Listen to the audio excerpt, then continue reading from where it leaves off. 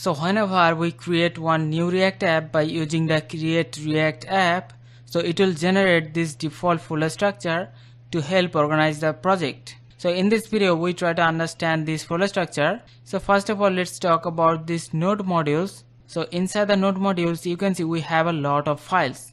So it has contained a large number of files. This folder contains all the project dependencies, and the good news is we don't need to modify this folder. So we're gonna close this, and let's now talk about this public folder. So inside the public folder, so first of all, importantly, we have this index.html. So this is the main HTML file for the application. So React will inject the entire app inside this div with the ID root. So this file is very important. And next we have this favicon. So this is actually the icon, and this icon will be shown in the browsers tab. In the browsers tab we have this icon visible, and also we have the different logos of React in different resolution. And next we have this important manifest file.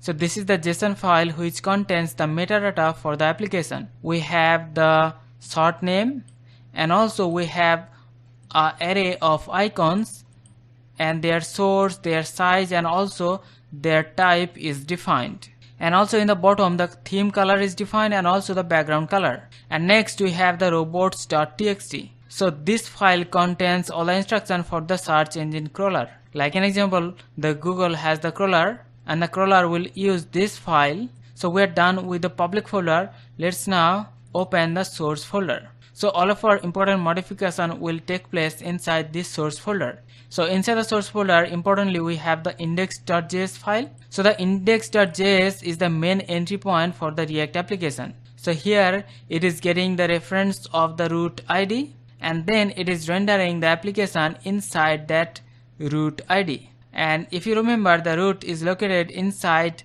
that index.html. So here we have the root.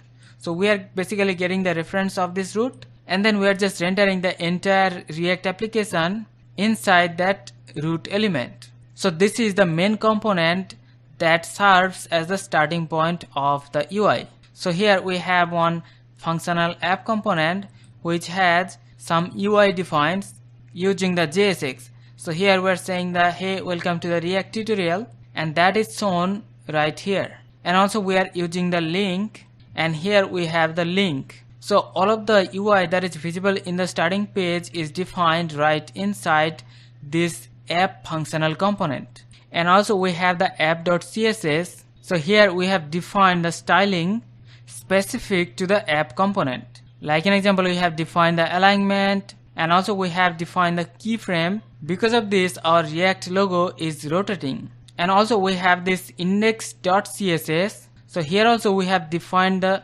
styling, and the only difference is that this is the global styles for the entire application. And also we have the logo.svg. So this is the React logo but in the SVG format. So we are pretty much done with this source folder.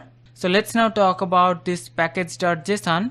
So this file contains all the project dependencies. Like an example, we have the React as a dependency. We are using React DOM.